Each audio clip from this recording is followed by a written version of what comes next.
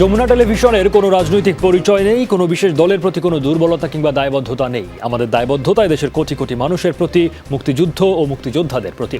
সেই দায়বদ্ধতা থেকেই গণমানুষের কথা বলতে আমাদের আয়োজন আমজনতা। পুরো সময় আপনাদের সাথে আছি সৌমিত্র শুভ্র। আমজনতার আজকের বিষয় শান্তি সংঘর্ষের ছাত্রলীগ। বাংলাদেশ ছাত্রলীগের আজ ৭৪তম প্রতিষ্ঠাবার্ষিকী, তাদের বর্তমান কর্মকাণ্ড এবং সার্বিক চিত্র নিয়ে কথা বলতে চাই। আমাদের সঙ্গে রয়েছেন বাংলাদেশ ছাত্রলীগের সহসভাপতি ইয়াজাল রিয়াদ। ইয়াজাল রিয়াদ, আপনাকে স্বাগত জানাচ্ছি আমজনতা এবং আপনার সংগঠনের আজকে প্রতিষ্ঠাবার্ষিকী, শুভেচ্ছা জানবেন। প্রতিষ্ঠাবার্ষিকীর আনন্দ শোভাযাত্রার বিষয়গুলো নিয়ে নানান রকম কথা হয়েই থাকে। আমি শুরু করতে চাই মূলত যে সংকটগুলো, সেগুলোর দিকে আলো রেখে, আলো ফেলে।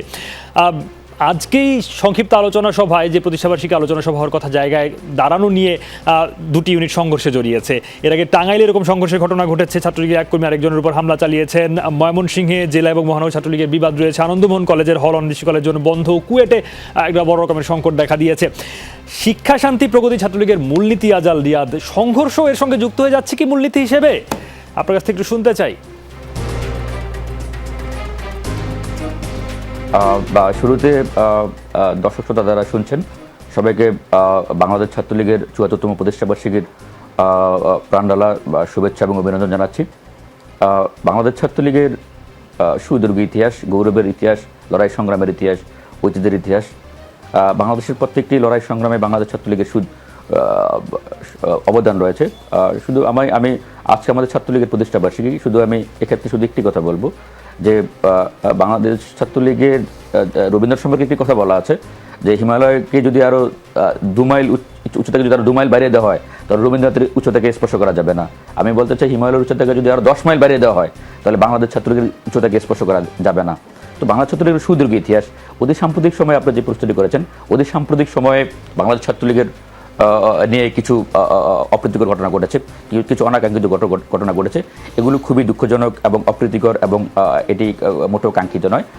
এখন এই ঘটনাগুলো কেন ঘটছে? বাংলাদেশ ছাত্রলীগের সুদীর্ঘ যে ইতিহাস রয়েছে সেখানে বাংলাদেশ ছাত্রলীগের প্রত্যেকটি ইউনিটে আমাদের কর্মী সভা হয়, আমাদের পাঠচক্র হয়, আমাদের সাহিত্য সভা হবে, সাহিত্য সম্মেলন হয়। দীর্ঘদিন যাবৎ কিন্তু বাংলাদেশ ছাত্রলীগের এই কর্মসূচি কিন্তু পালন করা হচ্ছে না। অর্থাৎ সাংগঠনিকভাবে কিন্তু আমাদের কিন্তু সংগঠন কিন্তু খুবই স্থবির। কর্মীদের সাথে, নেতাদের সাথে যখন সংযোগ না হবে, যখন সংগঠন গতিশীল না হবে, প্রত্যেকটা ইউনিটে যখন ছাত্রলীগ তার স্বাভাবিক কার্যক্রম পরিচালনা না করবে, তখন এই ধরনের ঘটনা ঘটা খুবই স্বাভাবিক। আজকে ঢাকা বিশ্ববিদ্যালয়ের অপরাজয় বাংলা পাদদেশে বাংলাদেশ ছাত্রলীগ প্রতিষ্ঠাবার্ষিকী, বাংলাদেশ ছাত্রলীগ প্রতিষ্ঠাবার্ষিকীতে আমাদের সভাপতি সাধারণ সম্পাদক সেখানে উপস্থিত রয়েছেন। তাদের সম্মুখে এবং তারা যাদেরকে বিভিন্ন ইউনিটের নিজেদের লোক হিসাবে নেতৃত্বে আসীন করার জন্য তারা মোটামুটি সিদ্ধান্তে উপনীত হয়েছেন, যাদেরকে দিয়ে তারা ওই ইউনিটগুলো পরিচালিত করেন, অর্থাৎ তার নিজেদের ব্যক্তিগত লোক দিয়ে, তারপরেও ওই সমস্ত ইউনিটে তাদের সামনে এইরকম অনাকাঙ্ক্ষিত ঘটনা সত্যি দুঃখজনক। এবং সবচেয়ে দুঃখজনক যেটা, আমাদের সাধারণ সম্পাদক তো আহতই করে ফেললেন। এই যে ছাত্রলীগকে সুদীর্ঘ ইতিহাস ঐতিহ্য যখন অনুসরণ করা না হয়, যখন ছাত্রলীগের ভিতরে আদর্শিক কর্মীদেরকে যখন জায়গা করে দেওয়া না হয়, যখন ছাত্রলীগের বিভিন্ন অনুপ্রবেশকারীকে যখন ছাত্রলীগে আপনি ঠাঁই দিবেন, তখন এই ধরনের ঘটনা খুবই স্বাভাবিক। বাংলাদেশ ছাত্রলীগ যেহেতু আওয়ামী লীগ সরকার দীর্ঘদিন ক্ষমতা রয়েছে, বাংলাদেশ ছাত্রলীগ ক্ষমতাসীন ছাত্র সংগঠন। এখন ক্ষমতায় যখন থাকবে, আওয়ামী লীগ যখন ক্ষমতা থাকবে, তখন ছাত্রলীগের অনুপ্রবেশ করলে বা ছাত্রলীগের অন্তর্ভুক্ত হলে তাহলে তো ক্ষমতার নুনি মাখনে তারা অংশীদার হবেন, ভাগিদার হবেন। এই যে ক্ষমতার নুনি মাখন, দুধের স্বর, এই যে মধু, এগুলোতে ভাগ বসানোর জন্য বিভিন্ন অনুপ্রবেশকারীরা তো সংগঠনে ঢুকতে চাইবেন। এখন যারা আমাদের শীর্ষ নেতৃত্বে আসীন হবেন, তাদের তো দায়িত্ব হচ্ছে সংগঠনে কোনো অনুপ্রবেশকারী সংগঠনে কোনোভাবে ঢুকে পড়ে কিনা, নেতৃত্ব এই দায়িত্ব ঠিকঠাক মতো পালন করতে পারছেন না, এবং এই যে অনুপ্রবেশকারী বারা যে এই ধরনের চেষ্টা করেন আপনার সংগঠনকে সাফ সূত্র রাখতে আপনারা ব্যর্থ হচ্ছেন তাহলে তাদের হাত থেকে? এটা তো অবশ্যই। এখন যারা সংগঠনের নেতৃত্বে আসবেন, যারা সংগঠন নেতা হবেন, তাদের তো অন্যতম দায়িত্ব হচ্ছে সংগঠন তার আদর্শিক প্রক্রিয়ায় এগোচ্ছে কিনা, আদর্শিকভাবে পরিচালিত হচ্ছে কিনা, সেটি তাদের দেখভাল করার দায়িত্ব। এখন আমি আমি আমি ছাত্রলীগের প্রতিষ্ঠাবার্ষিকী, এই ছাত্র সংগঠন হচ্ছে আমার রক্তে দিয়ে ছাত্র সংগঠন। এই ছাত্র সংগঠন করতে গিয়ে আমার নিজেরও শারীরিকভাবে অনেক নির্যাতনের শিকার হয়েছি। এখন আজকে যখন প্রতিষ্ঠাবার্ষিকীতে আমি ছাত্রলীগের সমালোচনা করব, সমালোচনা আমি এই জন্যই করবো, আমাদের জাতির পিতা বঙ্গবন্ধু শেখ মুজিবুর রহমান কিন্তু বলেছেন যে তোমরা আত্মসমালোচনার মাধ্যমে আত্মশুদ্ধি করবা, আত্মশুদ্ধির পথে এগিয়ে যাবা। সেই জায়গা থেকে কিন্তু আমি বলছি যে এই যে ছাত্রলীগে যখন এই ধরনের ঘটনাগুলো ঘটে তখন কিন্তু আমাদের হৃদয় রক্তকরণ হয়। জাতির পিতা বঙ্গবন্ধু শেখ মুজিবুর রহমান টুঙ্গিপাড়ায় শুয়ে রয়েছেন, কিন্তু ওই যে সেই নেতৃত্বের ব্যর্থতার কারণে সেই রক্তক্ষরণ শেষ পর্যন্ত আর আসলে সেটি সেই সামাল দেওয়া সম্ভব হয় না বলতে হবে। ইয়াজ আল রিয়াজ, আরও প্রশ্ন আছে আপনার কাছে, আপনি সঙ্গে থাকুন, কথা হবে। আমাদের সঙ্গে রয়েছেন বাংলাদেশ ছাত্র ফেডারেশনের সাধারণ সম্পাদক জাহিদ সুজন। আপনাকে স্বাগত জানাচ্ছি আমজনতায়। আপনি কথা শুনছিলেন আজকে বাংলাদেশ ছাত্রলীগের প্রতিষ্ঠাবার্ষিকী উপলক্ষে ছাত্রলীগের সহসভাপতি কথা বলছিলেন। আর দিন কয়েক পরে 10 জানুয়ারি আপনার সংগঠনের প্রতিষ্ঠাবার্ষিকী এবং 37তম প্রতিষ্ঠাবার্ষিকী, কম সময় নয়। আপনার জন্য অগ্রিম শুভেচ্ছা। একটা ক্রিয়াশীল সংগঠন হিসেবে ছাত্রলীগের এই যাত্রাকে আপনারা কিভাবে দেখেন? শুভেচ্ছা জানাতে বললে কি বলবেন প্রতিষ্ঠাবার্ষিকীতে তাদের উদ্দেশ্যে? আচ্ছা, ধন্যবাদ আপনাকে। যারা দর্শক দেখছেন তাদের সকলকে ধন্যবাদ জানাচ্ছি। ছাত্রলীগের আজকে প্রতিষ্ঠা বার্ষিকী। মুক্তিযুদ্ধের আগে আমি বলবো যে এইখানে স্বাধীনতা সংগ্রাম সংগঠিত করা, 69-এর গণঅভ্যুত্থান, সেইখানে ছাত্রদের স্বার্থের জায়গা থেকে তারা বেশ কিছুটা ভূমিকা পালন করেছেন এবং সেইখানে সেই সময় আরও অন্যান্য ছাত্র সংগঠন ছিলেন, ছাত্র ইউনিয়ন ছিলেন। তারা যৌথভাবে সুদীর্ঘ আন্দোলন সংগ্রাম বেশ কিছু জায়গায় সম্পন্ন করেছেন এবং এর পরবর্তীতে আমরা যেটা দেখছি যে যখন মুক্তিযুদ্ধ পরবর্তী সময়ে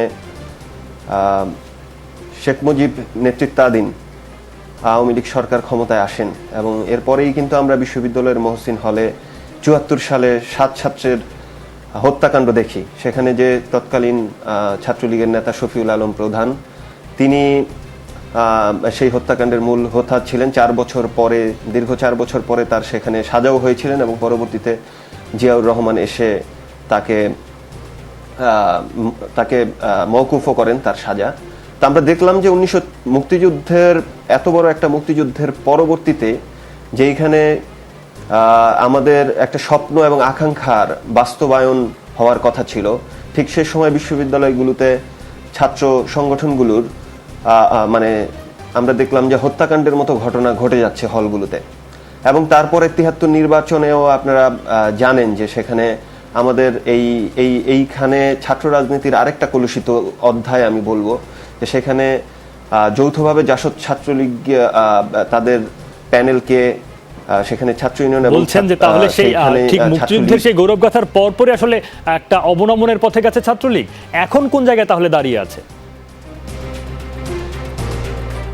না, আমি বলবো যে এখন তো দাঁড়িয়ে থাকতে দেখছি আমরা তো এই প্রতিষ্ঠাবার্ষিকীর র্যালিতেও দেখেছি যে তাদের 2 শাখার মারামারি হচ্ছে, সেখানে কে আগে যাবে কে পরে যাবে এগুলো নিয়ে কিন্তু তাদের দ্বন্দ্ব সংঘাত চলছেই। তা এবং এই মুহূর্তে আমরা দেখলাম যে এখানে যেইভাবে তাদেরকে আমাদের বললেন ছাত্রলীগের সহসভাপতি যে তাদের যে ইনার অ্যাক্টিভিটি সেগুলো দুর্বলতার কারণেই যে ঘটনাগুলো ঘটতেছে, আমি ব্যাপারটা শুধু সেটাই মনে করি না। তারা যে কোনো ঘটনা ঘটলে এখানে অনুপ্রবেশ বলে চালিয়ে দিচ্ছেন।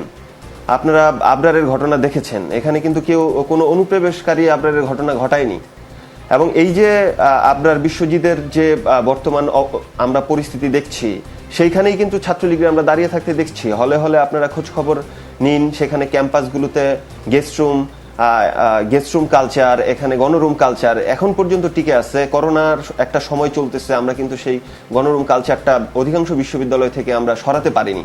তো আমি ছাত্রলীগের নেতৃত্ব এখানে যারা আছেন আপনাদের প্রতিষ্ঠা বার্ষিকীতে অন্তত আমি মনে করি যে এখানে এই যে যা আপনাদের নেতাকর্মীরা ঘটাচ্ছে সেটা অনুপ্রবেশ বলে চালিয়ে না দিয়ে সেটা দায়িত্ব নিতে শিখবেন। এবং এই প্রতিষ্ঠা বার্ষিকী আমি মনে করি যে আমার পক্ষ থেকে আপনাদের প্রতি আহ্বান রইল একটা ছাত্র সংগঠনের সাধারণ সম্পাদক হিসেবে, যে যা ঘটছে তার দায়িত্ব নিয়ে আত্মসমালোচনাটা যথার্থভাবে করে এবং আইনের প্রতি শ্রদ্ধা রেখেই আপনারা আপনাদের কর্মকাণ্ডগুলো পরিচালিত করবেন বলে আশা রাখি। এবং ক্যাম্পাসে গণতান্ত্রিক পরিবেশ নির্মাণের লক্ষ্যে প্রত্যেকটি বিশ্ববিদ্যালয়ে ছাত্র সংসদ নির্বাচনের দাবিতে আপনারা ঐক্যবদ্ধ হবেন অন্যান্য শিক্ষার্থীদের সাথে, সেই আশাবাদ আমি ব্যক্ত করছি। আচ্ছা, আপনি আশাবাদ রাখলেন, দায়িত্ব নিতে বললেন তাদের কর্মকাণ্ডের এবং আপনার দিক থেকে যেসব আপনাদের যে প্রত্যাশা দাবি দেওয়া সেগুলোর সঙ্গে তাদেরকে একমত হতেও বললেন, মাঠে নামতে সক্রিয় হতে বললেন। আমাদের সঙ্গে রয়েছেন বাংলাদেশ ছাত্রলীগের সাবেক সাধারণ সম্পাদক এবং বর্তমানে সংসদ সদস্য, নেত্রকোনা 3 আসন থেকে নির্বাচিত আওয়ামী লীগের সংসদ সদস্য জনাব অসীম কুমার উকিল।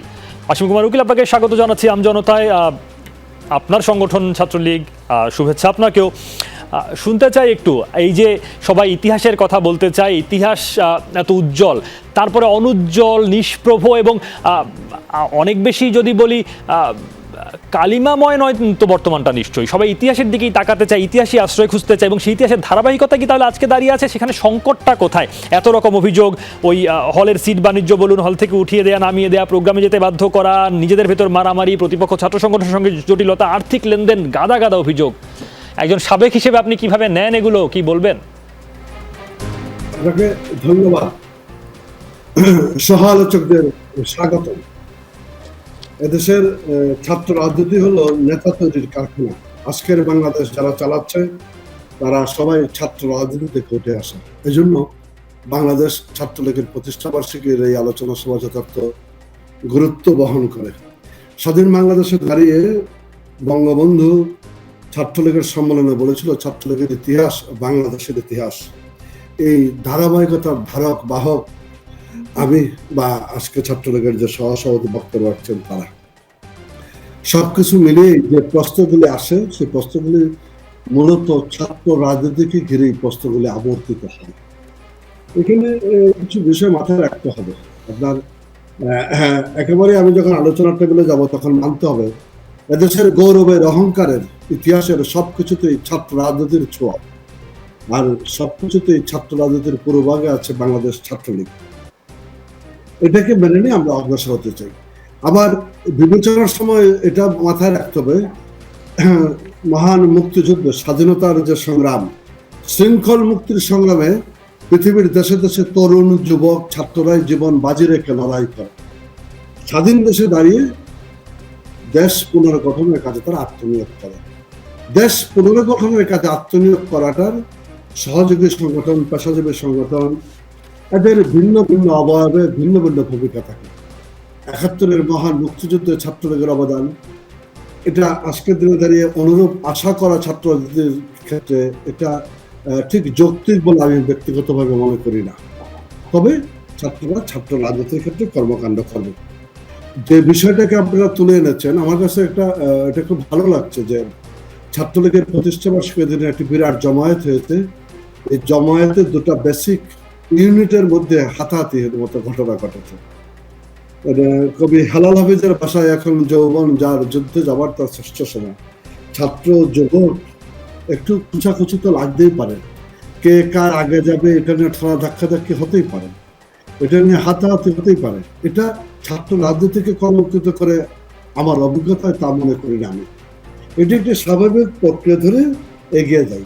ছাত্রলীগের সহসভাপতি, তাকে আমি স্বাগতম জানাই, তাকে আমি অভিনন্দন জানাই।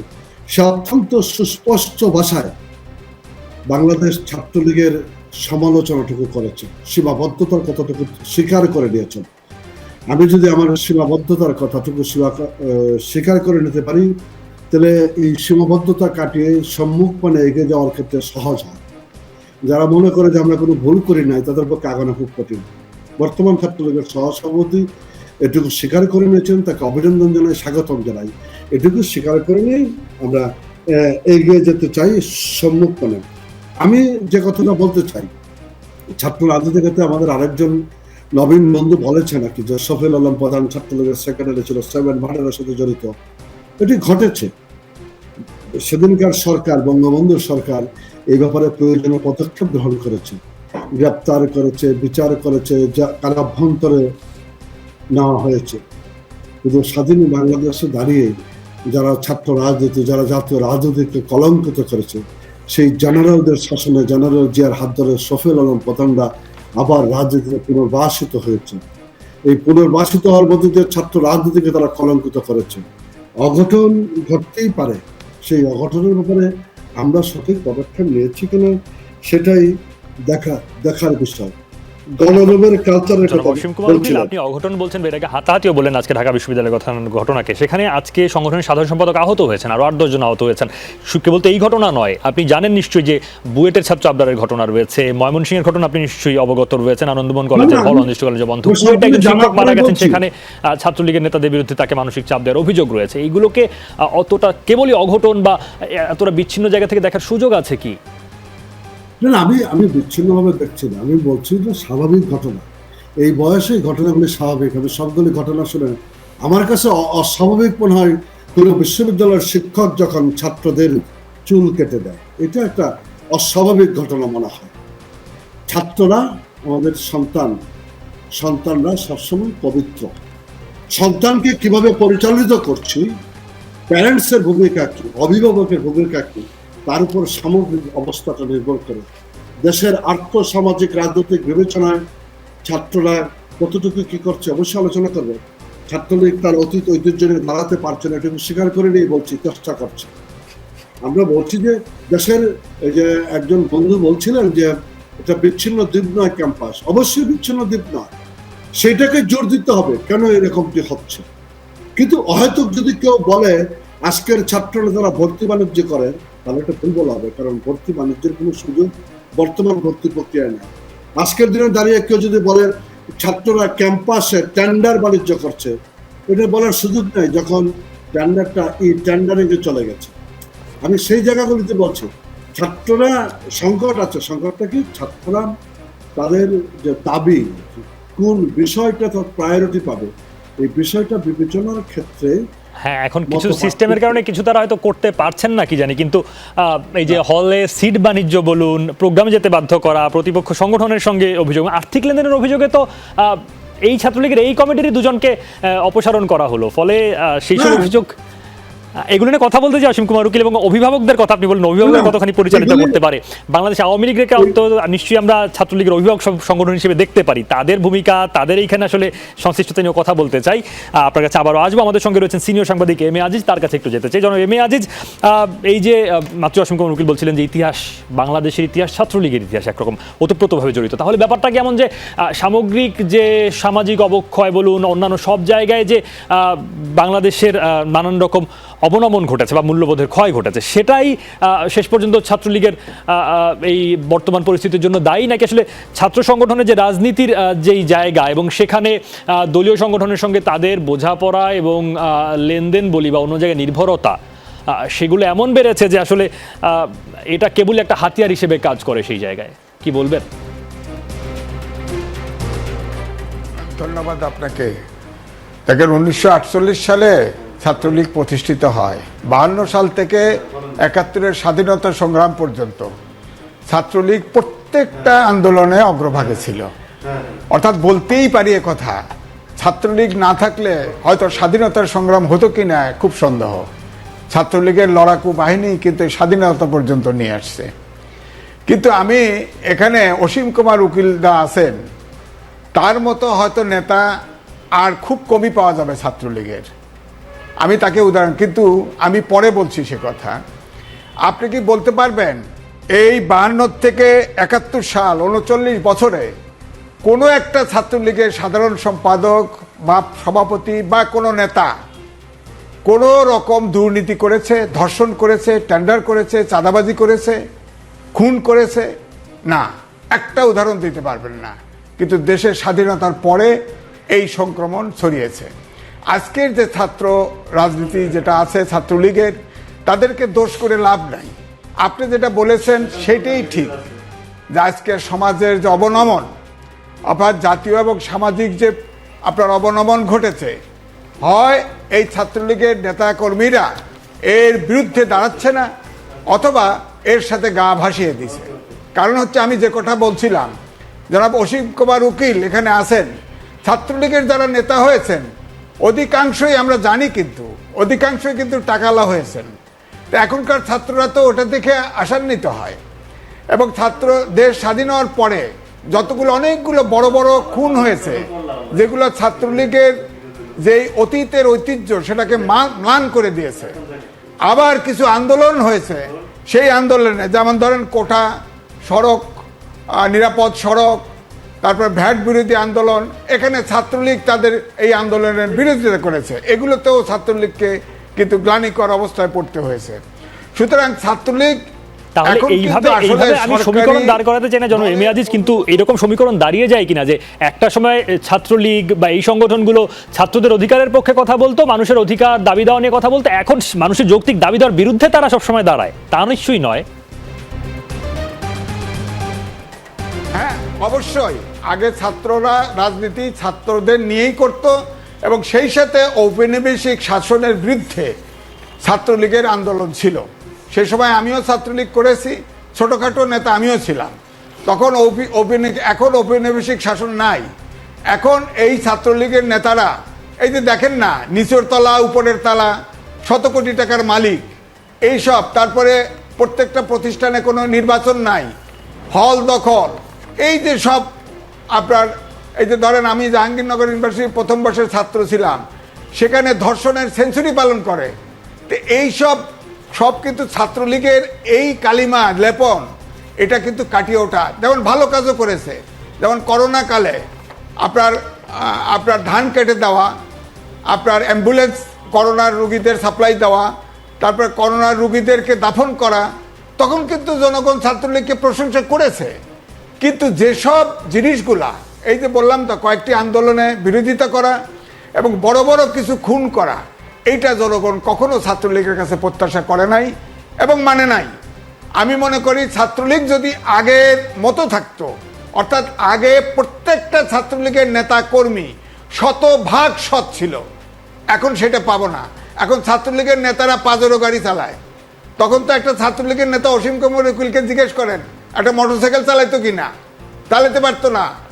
এই জন্যই বলছি যে এদের পরিবর্তন, চিন্তা চেতনার পরিবর্তন হয়ে গেছে। অর্থাৎ এখন যে রাজনীতি এবং সামাজিক যে পরিবর্তন, এক দুই হলো জাতীয় রাজনীতিতে আওয়ামী লীগের চরিত্রেরও পরিবর্তন ঘটেছে। যেমন ধরেন অসীম কুমার উকিল ভাই আছেন, স্বাধীনতা ঘোষণাপত্রের আওয়ামী লীগ নাই, তারপর সংবিধানের প্রস্তাবনার অঙ্গীকারে আওয়ামী লীগ নাই, রাষ্ট্রীয় প্রতিষ্ঠানগুলোর স্বাধীনভাবে কাজ করতে পারে না। সুতরাং এই যে পরিবর্তনগুলো হয়েছে, এই সুবিধাবাদী অনেকেই মনে করে এগুলোর স্বাধীনভাবে রাষ্ট্রটা চলা উচিত ছিল, গণতান্ত্রিক ব্যবস্থায় চলা উচিত ছিল। এখন ছাত্রলীগ, আগে আমরা দেখেছি, আগে অর্থাৎ পূর্ব পাকিস্তান আমলে কাউন্সিল বসতো, প্রতিনিধি আসতো, নেতা নির্বাচিত হতো। এখন ছাত্রলীগের মতো সংগঠন, সাংগঠনিক জেলা আছে প্রায় ৭৫-৮০টা, মাত্র ২৪-২৫টা জেলায় এখন সংগঠন আছে। এখন প্রেস রিলিজ দিয়ে কমিটি করে ফেলে। হ্যাঁ, এই জায়গায় এই প্রশ্নটা আমি করতে চাই ইয়াজাল রিয়াদকে। জনাব এম এ আজিজ, আপনি থাকুন আমাদের সঙ্গে, আপনার প্রশ্নটাই করতে চাই। ইয়াজাল রিয়াদ, এই যে এত বড় একটা সংগঠন, সেটার সম্মেলন হবে, নেতা কর্মীদের মধ্যে মিথস্ক্রিয়া হবে, এবং আপনি বলছেন যে আসলে ওই যোগাযোগ নেই আপনাদের, মানে ওই যোগাযোগ, মানে ওই চর্চাটা কমে এসছে, যোগাযোগটা কমে এসছে। কেবল প্রেস রিলিজে যদি আপনারা এরকম কমিটি করে দেন, সেখানে আর্থিক লাভালাভের বিষয় চলে আসে, আপনার কাছে প্রশ্ন রাখতে চাই, এটা কোনোভাবেই ব্যক্তিগতভাবে আপনাকে বিব্রত করার জন্য না, এই যে আর্থিক লাভ ক্ষতির হিসেবে আসে, আপনি একজন শীর্ষ পর্যায়ে নেতা ছাত্রলীগের, লাভ ক্ষতির ভাগে আপনার আসলে কতটুকু অংশ জুটেছে সেটা একটা প্রশ্ন থাকবে। আর এই প্রেস লিস্ট দিয়ে এরকম কমিটি করে এবং বিভিন্ন জায়গায় এরকম মেয়াদোত্তীর্ণ কমিটি পড়ে আছে, এই ছাত্রলীগ নিয়ে আপনারা কি করবেন? এটা খুবই দুঃখজনক। আমি একটু সংযুক্ত করি, আমাদের সাংগঠনিক ইউনিট হচ্ছে প্রায় ১১১টা-১২টার মতো, তার ভিতরে মাত্র ২৫টা ইউনিটের কমিটি হয়েছে। যে ২৫টা ইউনিটের কমিটি হয়েছে তার ভিতরে কিন্তু মাত্র ৩টা জেলায় সম্মেলনের মাধ্যমে কমিটি হয়েছে, বাকিগুলো সবগুলো প্রেস রিলিজের মাধ্যমে কমিটি হয়েছে। এখন যখন ছাত্রলীগের কমিটি প্রেস রিলিজের মাধ্যমে হয়, যখন ছাত্রলীগের ওই ইউনিটে যখন সম্মেলন না হয়, তখন এই অভিযোগগুলো যখন ওঠে, তখন সেগুলো অস্বীকার করার আসলে উপায় নেই। আমাদের ছাত্রলীগের কমিটি কিন্তু এভাবে হওয়ার কথা না। আমাদের ছাত্রলীগের ইতিহাসে যে আমার অসীম দাদা রয়েছেন, আমরা তাদের ইতিহাসটা পড়ে জেনেছি তারা কীভাবে ছাত্রলীগকে পরিচালিত করেছেন। ছাত্রলীগের কোনো ইউনিটের কমিটি হলে সেখানে ছাত্রলীগের সম্মেলন হতো, সম্মেলন হওয়ার পর দেখা যেত নেতৃত্বে যাচাই বাছাই হতো, মঞ্চে সভাস্থলে ছাত্রলীগের কমিটি ঘোষণা করে আসতো। দেখা যেত যে যদি ছাত্রলীগের একটি বৃহৎ সংগঠন, সেখানে নেতৃত্ব প্রতিযোগিতা থাকবে, সেখানে যদি প্রার্থীদের ভিতরে যদি সমঝোতা না হতো, দেখা যেত যে ছাত্রলীগের স্বচ্ছ ব্যালট বাক্সের মাধ্যমে ভোট পর্যন্ত নিয়ে ছাত্রলীগ কমিটি করা হতো। এটা ছাত্রলীগের সুদীর্ঘ ইতিহাস, এই প্রক্রিয়ায় কিন্তু ছাত্রলীগ অনুসরণ করে আসছে। কখনো ছাত্রলীগের কমিটি কিন্তু প্রেসের মাধ্যমে রাতের অন্ধকারে বসে ড্রয়িং রুমে বসে ছাত্রলীগের কমিটি হতো না। এই যে অপসংস্কৃতি ছাত্রলীগের এইভাবে কমিটি করা, এটা কিন্তু খুবই দুঃখজনক। আমি আগেই বলেছি অপসংস্কৃতি বলে দায়টা পাচ্ছেন ইয়াজাল রিয়াদ, কেন হচ্ছে সেটা আপনি শীর্ষ পর্যায়ে থেকে বলতে পারছেন না? না, এটা আমি বলছি, এটা হচ্ছে এই যে আমাদের যারা ছাত্রলীগের সভাপতি সাধারণ সম্পাদক হন, আমি ছাত্রলীগের সভাপতি সাধারণ সম্পাদক হলে তো লাভালাভের প্রস্তুতি চলে আসে। যখন ছাত্রলীগের সভাপতি হওয়ার পূর্বে ঢাকা বিশ্ববিদ্যালয়ের একজন শিক্ষার্থী 8-10 জনের রুমে থাকতেন। ছাত্রলীগের সভাপতি সাধারণ সম্পাদক হওয়ার পরে তিনি 2500-3000 স্কোয়ার ফিটের বাসায় থাকেন। তিনি গাড়িতে চড়েন, অনেকেই তাদের সাজ পোশাক বিদেশ থেকে নিয়ে আসেন। এই ধরনের জীবনযাপন যখন করেন, অসীম দাদাদেরকে আমরা দেখেছি, সাংবাদিক ভাই বলেছেন যে অসীম দাদারা কীভাবে ছাত্র রাজনীতি করেছেন। আমরা জানি, ইতিহাস পড়েছি যে অসীম দাদারা হেঁটে হেঁটে ছাত্রলীগ করেছেন। তারা বিভিন্ন জেলায় সম্মেলন করতে গিয়েছেন, গাড়িতে চড়ার সুযোগ পাননি, সাইকেল দিয়ে, রিক্সায় চড়ে, নৌকায় চড়ে তারা বিভিন্ন জেলায় গিয়ে সম্মেলন করেছেন। এখন ছাত্রলীগের সম্মেলন করতে আমরা বিমানে ব্যবহার করি, গাড়ি ব্যবহার করি। এটি দুঃখজনক। এই যে আপনি আমাকে বলছেন যে এটা কি দায়িত্ব আপনার উপর যায় না, এটা অবশ্যই আমার উপর দায়িত্ব আসে। আবার দায়িত্ব আসেও না, কেন আসে না? আমাদের ছাত্রলীগের আমাদের 301 সদস্য বিশিষ্ট কমিটির আমি একজন সদস্য। ছাত্রলীগের গঠনতন্ত্রে স্পষ্ট বলা রয়েছে, ছাত্রলীগের কার্যক্রম পরিচালনা করার জন্য প্রতি 2 মাস অন্তর অন্তর বাধ্যতামূলক বিশেষ সভা করতে হবে। এমনও বলা রয়েছে যদি কোনো জরুরি প্রয়োজন হয় 6 ঘন্টার নোটিশে বিশেষ সভার আয়োজন করার কথা বলা রয়েছে। অথচ আপনাদের যে সম্মেলনের আগে রেয়াজ অনুযায়ী সভা হওয়ার কথা, প্রস্তুতি সভা, এবার নাকি সেটাই হয়নি। এগুলো হয়নি। এই যে ছাত্রলীগের কেন্দ্রীয় কমিটির সবার সাথে আলাপ আলোচনা করে সংগঠন পরিচালনা করার কথা, সবার সমন্বয়ে সংগঠন পরিচালনা করার কথা। এই যে ছাত্রলীগ সুদীর্ঘ ইতিহাস যে রয়েছে, সেখানে কিন্তু এই প্রক্রিয়ায় ছাত্রলীগের কমিটি গঠন করা হতো বা ছাত্রলীগ এইভাবেই পরিচালনা করা হতো। কিন্তু এই 4 বছরে কিন্তু সেই প্রক্রিয়াটার একটা অনুসরণ করা হয়নি। যখন এই প্রক্রিয়া অনুসরণ করা না হবে, যখন ছাত্রলীগের কমিটি কেবলমাত্র ছাত্রলীগের সভাপতি সাধারণ সম্পাদক একা বসে সিদ্ধান্ত নেবেন, এখন সেই সিদ্ধান্তগুলো ভুল হওয়াটা খুবই স্বাভাবিক একটা বিষয়। এবং যদি আপনি আমাকে যে প্রশ্নটি করেছেন যে আপনাদের যে বিভিন্ন জেলায় কমিটি করেন, সেই কমিটিতে অনৈতিক লেনদেনের কথা চলে আসে, অর্থনৈতিক লেনদেনের কথা চলে আসে। এখন এটি কিন্তু অস্বীকার করার সুযোগ নেই। আপনি যদি জেলা ইউনিটের কমিটি করতেন, যে স্বচ্ছ প্রক্রিয়া করতেন, আপনি যদি স্বচ্ছ ব্যালট বাক্সের ভিতরে কমিটি করতেন, আপনি যদি মঞ্চে কমিটি করে দিয়ে আসতেন, আপনি সবার পরামর্শ নিয়ে কমিটি করতেন, তাহলে কিন্তু এই অভিযোগ কিন্তু দমে টিকত না। এই অভিযোগ কিন্তু আপনি করতে পারতেন না। যখন কমিটি আমি রাতের অন্ধকারে করব, তখন কিন্তু এই অভিযোগ কিন্তু উঠবে, এবং উঠলে কিন্তু সেগুলো কিন্তু আমি যতই বলি যে এই সমস্ত অভিযোগ এর সাথে আমরা সম্পৃক্ত না, আসলে আমি এটা বললে কিন্তু হয়তো সেটা আসলে গ্রহণযোগ্যতা পাবে না বলছেন। জাহিদ সুজনের কাছে একটু যাই। জাহিদ সুজন, ইয়াজাল রিয়াদ স্বীকার করে অনেকগুলো বিষয় বলে নিলেন একরকম করে তার জায়গা থেকে। এখন কেবল 2 জন মতামত দিয়ে এত বড় একটা সংগঠন যদি চালান বা এরকমভাবে চলে, সেটাকে গণতান্ত্রিক চর্চার জায়গা থেকে সংগঠন বলা যায় কিনা, বা ক্রিয়াশীল হিসেবে এই সংগঠনের মূল্যায়ন কি হবে বলুন তো?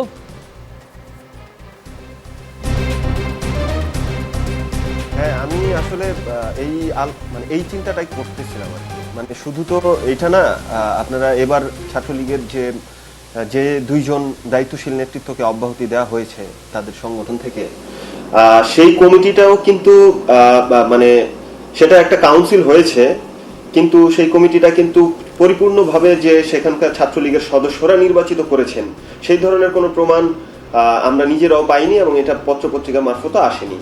ফলে এই যে কমিটি এইভাবে করে ফেলার যে চর্চাটা, এইটা কি কেবল ছাত্রলীগ করছে, মানে কেবল ছাত্রলীগের নেতৃত্বরা এই সাহস দেখাচ্ছেন? ব্যাপারটা তো তা না। এটা দল আকারেই সেখানে আপনারা জানেন, সবই আপনারা দেখেছেন বা আপনাদের কাছে খোঁজ খবর আছেন, সেখানে প্রাইম মিনিস্টার দপ্তর থেকে যেইভাবে নির্ধারিত করা হয় এবং সেখানে গোয়েন্দা সংস্থার লোকজন যেইভাবে তাদের রিপোর্ট দেওয়া হয়, ঠিক সেইভাবেই কিন্তু সেখানে ইলেকশনটা হয় না, সিলেক্টেড হয়ে যায়। এবং এই সিলেক্টেডের কমিটির কি পরিস্থিতি, সেখানে সভাপতি সেক্রেটারিকে অব্যাহতি নিতে হলো, সেখানে ঈদ সালামি চাওয়ার কারণে এরকম পরিস্থিতি কিন্তু ঘটছে। এখন তারপরে আমার মনে হয় যে আরো কিছু ব্যাপার এখানে রিয়াদ ভাই সেখানে কিছু আলাপ আলোচনা তিনি করেছেন। এখন তিনি যেই ধরনের আলাপ আলোচনা করছেন, সেটা তো স্পষ্টই বোঝা যাচ্ছে যে এখানে গণতান্ত্রিক চর্চাটা ভয়ঙ্করভাবে বিলুপ্ত আছে, এবং এই গণতন্ত্রহীন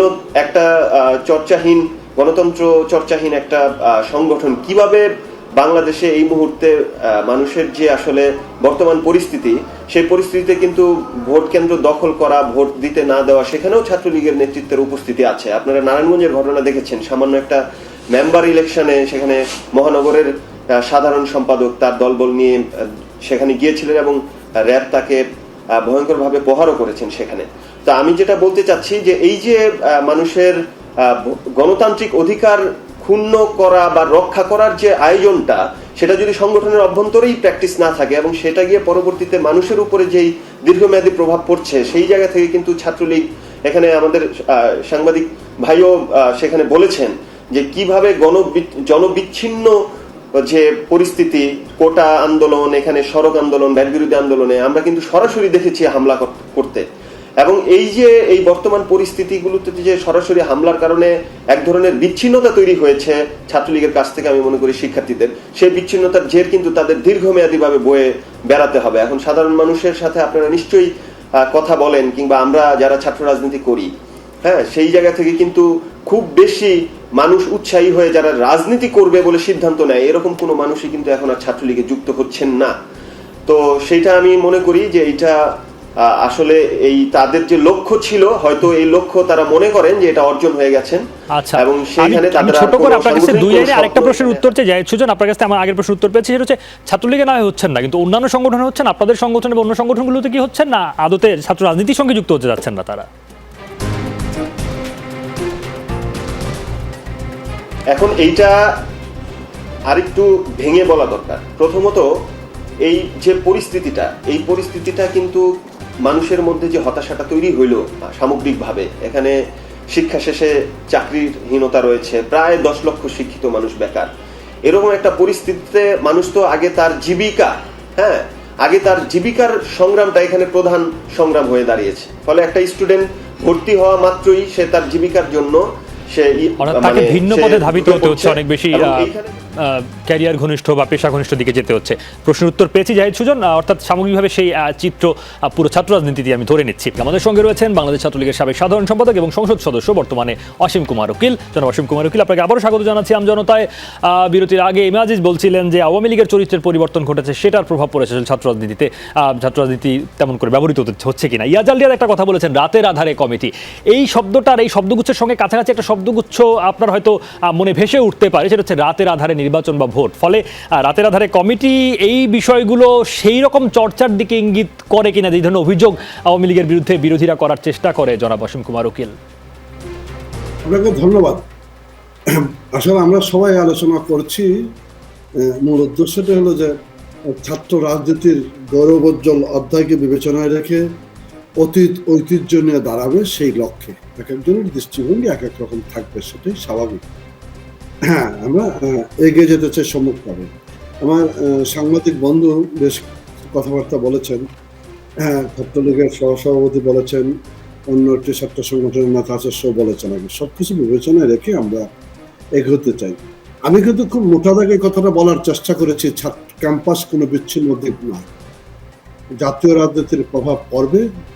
প্রভাব মুক্ত থেকে ছাত্র রাজনীতিটা করা, এটা তাদের উপর নির্ভর করে আর কি, তারা কতটুকু পারবে কি পারবে না, সীমাবদ্ধতা আছে।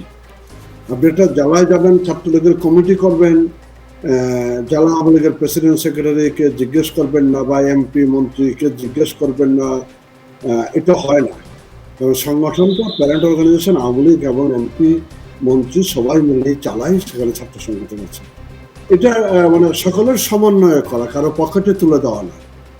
যারা ছাত্রদেরকে চালাবে তাদেরকে নিয়ে কথাগুলি করা। কিন্তু আমি যখন বলবো হলে সিট বাণিজ্য হচ্ছে, তখন কিন্তু আমাকে বলতে হবে যে একটি আবাসিক বিশ্ববিদ্যালয়ের আবাসনের পূর্ণ ব্যবস্থা আছে কি নাই। যদি না থাকে তাহলে বাণিজ্যের সুযোগটুকু উন্মুক্ত করে দেওয়া হয়। সেটা উন্মুক্ত করে কে? কর্তৃপক্ষ না ছাত্র নেতা? ছাত্র নেতারা হয়তো এগিয়ে যাবে, কিন্তু কর্তৃপক্ষের উপর কোনো দায়িত্ব আছে। কাজে ছাত্র নেতাদের উপর এই আবাসন বাণিজ্যের দায় দায়িত্ব চাপিয়ে দিয়ে হাউস টিউটর কিংবা প্রভোস্ট নির্দোষ থাকার কোনো এখানে সুযোগ নাই, কারণ ওরা আমার সন্তান, ওদেরকে দেখে রাখার দায়িত্ব আমার। আমি সেই জায়গাটায় বলতে চাই, মানে ছাত্র রাজনীতির একটা পরিবর্তনের হাওয়া চলছে। আমি এটা বলছি যে স্বাধীন বাংলাদেশের ছাত্র রাজনীতি পূর্ব পাকিস্তান আমলের ছাত্র রাজনীতির প্রেক্ষাপটে ফিরে আসবে না, কিন্তু 90-এর মতো দেশ এবং জাতির প্রয়োজনে দাঁড়িয়ে যাবে। আজকের এই ছাত্র রাজনীতিটাকে সংজ্ঞায়িত করা, ছাত্র রাজনীতিটা কি হতে পারে। এই যে আপনারা বারবার বলছেন কোটা আন্দোলন, ভর্তি বাণিজ্য, ভর্তির ক্ষেত্রে যেটা হয়েছে, বা পরিবহনের যে সমস্যাটা, এটির প্রবলেম এসেছে সামনে, সংগঠিত হয়েছে, সমাধানও হয়েছে। কারণটা কি? এটা ছাত্রদের জেনুইন কজ, ছাত্রদের প্রকৃত সমস্যাটা নিয়ে যখন ছাত্র রাজনীতি হবে তখন সেটার সমাধান হতে বাধ্য। কিন্তু এর বাইরে যখন চলে যাচ্ছে, সেখানে ছাত্রলীগকে পাওয়া যায়নি, বরং তারা বিরোধী অবস্থান নিয়েছে বা হামলা করেছে বলে অভিযোগ আছে জনাব অসীম কুমার উকিল। এটি একটি বিষয়। এগুলি একতরফা কথা, এগুলি কোনো কথা না। ছাত্রলীগ করে তারা কোটার পক্ষে না, বা তাদের ভ্যাটের বিরুদ্ধে যে আন্দোলন সে আন্দোলন ছিল না, এটা ঠিক না। এটা এক ধরনের প্রচারণা। আমি একদম স্পষ্টতই বলি আর কি, যে আগেও বলেছি না, ভর্তি মানের জন্য কথা হয়।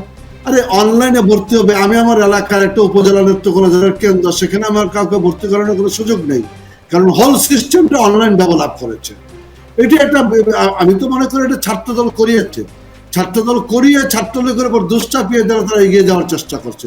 ছাত্রলীগ এটার বাইরে যাওয়ার কোনো বিষয় নাই, ছাত্রলীগ এইগুলো নিয়ে থাকবে। কিন্তু সামগ্রিকভাবে ছাত্র রাজনীতি, সেটার আমি যেটা মনে করি, ছাত্র রাজকে মারামারি করে, সেটা কাউকে মাইরে ফেলায় নাই তো, সামনে যাবে কে, পিছনে থাকবে কে, এটা নিয়ে গোতাগুতি ঠেলাঠেলি ধাক্কাধাক্কি সেটা হয়েছে, সেটা স্বাভাবিক। অস্বাভাবিক এটা কিছু না। অস্বাভাবিক যে জায়গাটা তৈরি হয় আর কি, সেই জায়গাটাকে অ্যাড্রেস করা দরকার, এবং সেটার দায়িত্ব মূলত প্যারেন্ট অর্গানাইজেশন। দেশের আর্থ সামাজিক রাজনৈতিক পরিস্থিতির প্রেক্ষাপটে ছাত্র রাজনীতি ক্যাম্পাস বিচ্ছিন্ন দ্বীপ নয়, সেখানে ওই ছাত্ররা দায়িত্ব পালন করছে কি করছে না, প্যারেন্ট অর্গানাইজেশন, আমার অর্গানাইজেশন আওয়ামী লীগ, আমরা সেই ক্ষেত্রে কতটুকু দায়িত্ব পালন করছি বা করতে পারছি। সেইখানে যে আওয়ামী লীগ নেতাদের ব্যক্তিকেন্দ্রিক স্বার্থ ছাত্রলীগ নেতাদের নিয়ন্ত্রণ করে কিনা এরকম প্রশ্ন তো আসে, সেটার উত্তর আপনি কি বলবেন? সংক্ষেপে শুনতে চাই। এই কথাটা খুব, মানে ছাত্র নেতারা কষ্ট পাইতে পারে। জাতীয় রাজনীতিতে ছাত্র রাজনীতির ভূমিকা খুব অল্প এখন। জাতীয় সংসদ নির্বাচনে ছাত্রলীগের রাজনীতির ভূমিকা খুব অল্প। এটা কাউকে আহত করার জন্য বলছি না, জাতীয় রাজনীতির ভূমিকা কি থাকবে না। কিন্তু ছাত্রলীগ না হলে আমি এলাকায় এমপি গিরি চালাতে পারবো না, ইহা সঠিক নয়। এটার পক্ষে কোনো যুক্তি নাই। কিন্তু ছাত্র রাজনীতি হলো নেতা তৈরির কারখানা, এখান থেকে নেতারা তৈরি আসবেন।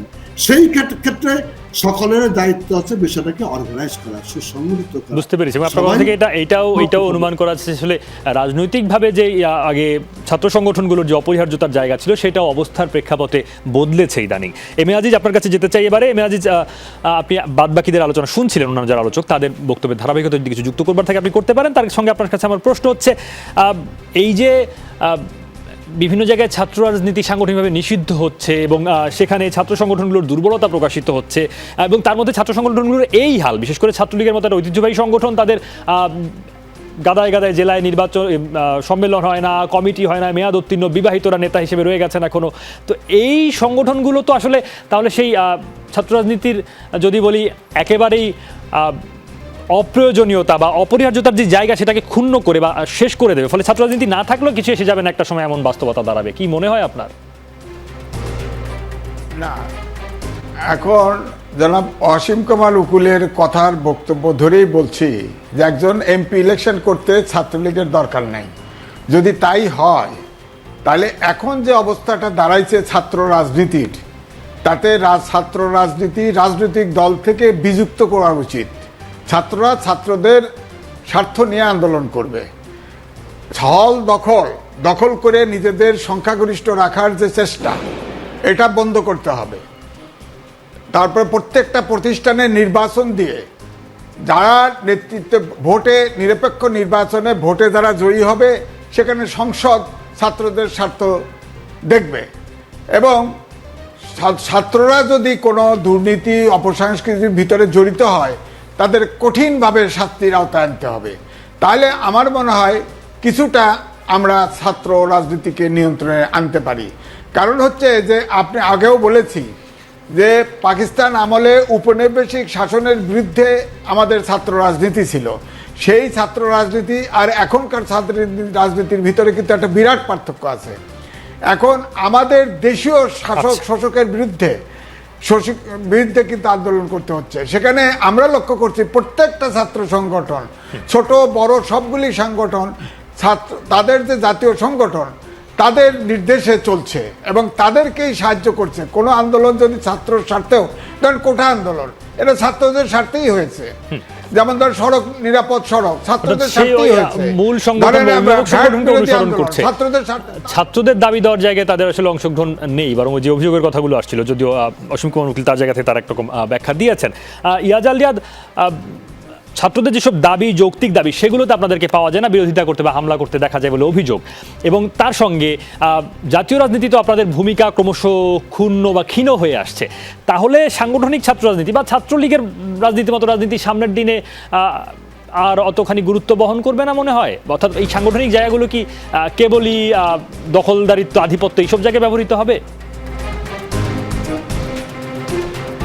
আমি একটু যুক্ত করতে চাই। আমাদের সাংবাদিক, আমার শ্রদ্ধেয় ভাই, তার প্রতি শ্রদ্ধা রেখেই বলি, তিনি যেটা বলছিলেন যে আমরা ছাত্রদের আন্দোলনের সাথে আমরা সম্পৃক্ত না। আমরা কিন্তু নিরাপদ সড়ক আন্দোলনের সামনে থেকে নেতৃত্ব দিয়েছি, আমরা কিন্তু ছিলাম সামনে।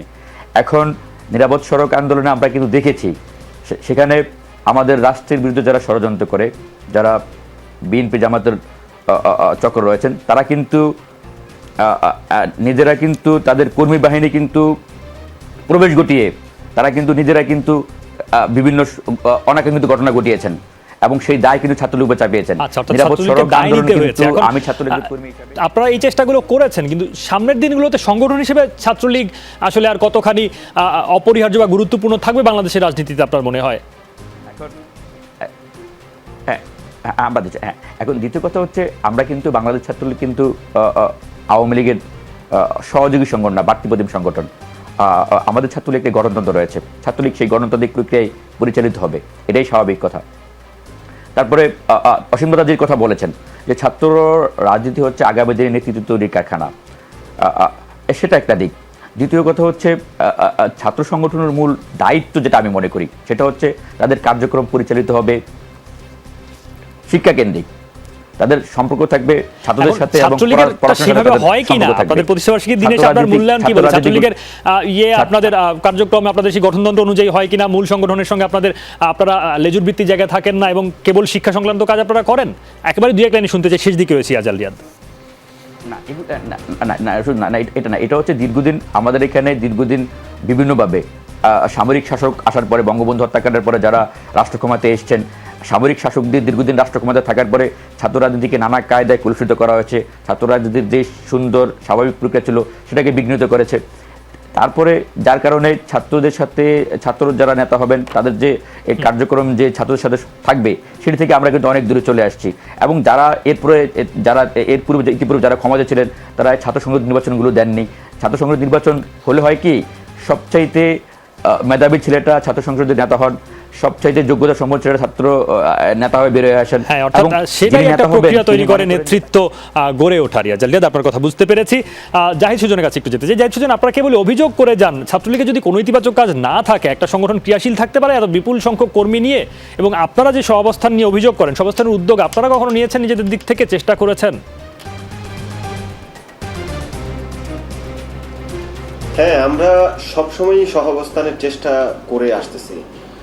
মানে আমরা কিন্তু আপনারা দেখেছেন যে গত যে ডাকসু নির্বাচন সর্বশেষ, সেই ডাকসু নির্বাচনে আমরা স্পষ্ট অঙ্গীকার করেছি আমাদের ছাত্র সংগঠনের পক্ষ থেকে যে এখানে সহাবস্থান নিশ্চিত করার জন্য প্রশাসনকে যত ধরনের সহযোগিতা করা সম্ভব সেটা আমরা আমাদের সংগঠনের পক্ষ থেকে সেটা নিব। এবং শুধু আমরা তো সেন্টার বিবেচনা করলেই হবে না, এখানে ঢাকা বিশ্ববিদ্যালয় কিংবা জগন্নাথ কিংবা জাহাঙ্গীরনগর, আপনারা বিশেষ করে জাতীয় বিশ্ববিদ্যালয়গুলো এবং এখানে চট্টগ্রাম, বিশেষ করে বিচ্ছিন্ন যে বিশ্ববিদ্যালয়গুলো শহর থেকে একটু দূরে, চট্টগ্রাম বিশ্ববিদ্যালয় থেকে শুরু করে, সেখানে তো ঘরে মানে ট্রেনের বগি থেকে সরকারের সমালোচনা করলে কিংবা ছাত্র সংগঠনের সমালোচনা করলে ছাত্রলীগের কর্মীরা ট্রেনের বগি থেকে ধরে ধরে নিয়ে গিয়ে সেখানে প্রহার করে, এরকম উদাহরণও আমি দিতে পারবো, এরকম নিউজও আছে। সেই ক্ষেত্রে আমরা বলতে পারি যে একেবারে কি ইতিবাচক কার্যক্রম নেই তাদের শিক্ষার্থীদের মধ্যে? এত বিপুল সংখ্যক কর্মী বাহিনী তো নিশ্চয়ই অলস বসে থাকে না। হ্যাঁ, অলস তো বসে কিভাবে থাকবে? অলস তো যে অসীম ভাই বললেন যে তাদের ছাত্রলীগের হয়তো কোনো কারণে তাদের প্রয়োজন হয় না, কিন্তু আমরা তো দেখছি যে বেশিরভাগ জায়গায় এমপির ছেলেরা তারা ছাত্রলীগের কোনো পদে না থাকা সত্ত্বেও সেইখানে তারা ছাত্রলীগের জেলা কমিটিগুলো, মহানগর কমিটিগুলো নিয়ন্ত্রণ করেন আর কি। তো তো এত সকল কর্মী বাহিনী আসা তো একটা ভালো ব্যাপার, একটা সংগঠনে এত সকল কর্মী বাহিনী আসছে, তো সেই ক্ষেত্রে তো মানুষের কল্যাণে অনেক বেশি ব্যয় হওয়ার কথা, আরো অনেক বেশি আসলে তাদের ক্রিয়াশীল হওয়ার কথা আপনি বলছেন। অসীম কুমার উকিল, আপনার কাছে যেতে চাই। ৭৪ বছর পার করছে ছাত্রলীগ, এবং এখন তাদের যে অবস্থা সামনের দিনে যখন ছাত্রলীগ ১০০ বছরে গিয়ে দাঁড়াবে সংগঠন হিসেবে, কেমন ছাত্রলীগ আপনি দেখতে চান, শুনতে চাই, এবং আপনার পরামর্শ নিশ্চয়ই থাকবে একজন প্রাক্তন হিসেবে এই সময়কার নেতাকর্মীদের প্রতি। মানে আমি সাংবাদিক বন্ধুর উদ্দেশ্যে বলতে চাই, আমি ছাত্রলীগের প্রয়োজন নেই এই কথাটা বলিনি। আমি বলেছি যে আমার এলাকায় এমপি হিসেবে রাজনীতি করতে গিয়ে ছাত্রলীগ অপরিহার্য এই বিষয়টা এভাবে বিবেচনা আমি করছি না। সে হিসেবে জাতীয় রাজনীতি ছাত্র রাজনীতি গুরুত্ব কমে গেছে অনেক বেশি, এটা আমি আসবে আবার বলবো। আমি যে ঘটনা একেবারে মনে করি বাংলাদেশ ছাত্রলীগ বা ছাত্র রাজনীতি তার ইতিহাস ঐতিহ্য নিয়ে মাথা উচ্চ করে দাঁড়াবে। সেক্ষেত্রে আমি মনে করি যে আমার ছাত্রলীগের বর্তমান বন্ধু যে কথাটা বলেছেন আর কি, যে শতাধিক জেলা কমিটি আছে, 25টার মতো হয়েছে এখন। এটা করোনা কালে সবকিছু বিলম্বিত হয়েছে। আমার কাছে মনে হয় এখন ওদের মূল দায়িত্বটা হলো জেলা সম্মেলনগুলি করা, এবং সেটা জেলায় গিয়ে ঢাকায় বসে না। আচ্ছা, আর দ্বিতীয় কথা হলো ছাত্র সংসদ নির্বাচনগুলি যাতে হয় সেই ব্যাপারে প্রয়োজনীয় উদ্যোগ গ্রহণ করা, তাহলেই ছাত্র রাজনীতি মাথা উঁচু করে দাঁড়াবে বলে আমি মনে করি, আমি বিশ্বাস। আপনার বিশ্বাস এবং আপনার প্রত্যাশা পরামর্শ শুনলাম আমরা। ইয়াজাল রিয়াদ, আপনারা আসলে কতখানি কার্যকর ভূমিকা রাখতে চান সামনের দিনগুলোতে, ছাত্র রাজনীতিতে, জাতীয় রাজনীতিতে হোক, এবং শিক্ষার্থীদের সংশ্লিষ্ট ভূমিকাগুলোতে কয়েক লাইনে শুনতে চাই। আমার পরামর্শ থাকবে, আমি অসীম দ্বারা যখন ছাত্র নেতৃত্ব দিয়েছেন, আমি তাদের ইতিহাসটা খুব ভালোভাবে পড়েছি। ছাত্রলীগের কিন্তু তখন কিন্তু সাহিত্য সম্মেলন হতো, সাহিত্য সভা হতো, হলগুলোতে কিন্তু ডিবেট হতো, সাহিত্য পত্রিকা বেরোতো, কবিতার আসর বসতো। পরামর্শ নেই ইয়াজাল রিয়াদ, আমি মূলত আপনার কাছ থেকে এক রকমের অঙ্গীকার আসলে শুনতে চাই। আপনি একজন নেতা হিসেবে আপনার সংগঠনের জন্য সামনের দিনগুলোতে কি করবেন যাতে সেটা ইতিবাচক ভূমিকা রাখতে পারে?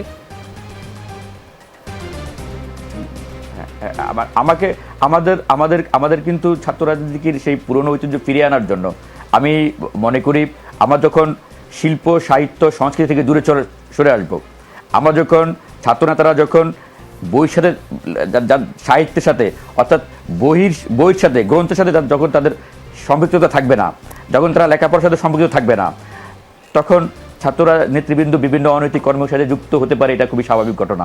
আমাকে যদি বলেন তাহলে আমি বলবো যারা প্রত্যেকটা ছাত্র সংগঠনের উচিত ঐতিহ্যের মতো তারা নিয়মিতভাবে সাহিত্য সভার আয়োজন করবেন, সাহিত্য সম্মেলন করবেন, সাহিত্য পত্রিকা বের করবেন, কবিতার আসর বসাবেন, ঢাকা বিশ্ববিদ্যালয়ে লালন সঙ্গীতের আসর বসাবেন।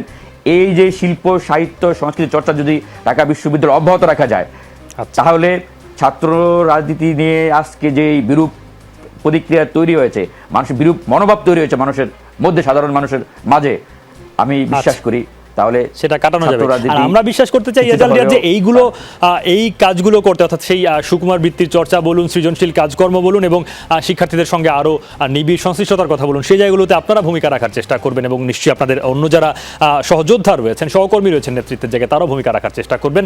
আপনাদের জন্য আবারও শুভকামনা এবং ধন্যবাদ ইয়াজাল রিয়াদ, জাহিদ সুজন আপনাকে ধন্যবাদ, এমি আজিজ আপনাকে ধন্যবাদ জনাব অসীম কুমার উকিল আপনাদের, এবং দর্শক আপনারা যুক্ত ছিলেন, আপনাদেরকে ধন্যবাদ জানিয়ে শেষ করছি। মনে রাখবেন, আমজনতার শক্তি বড় শক্তি।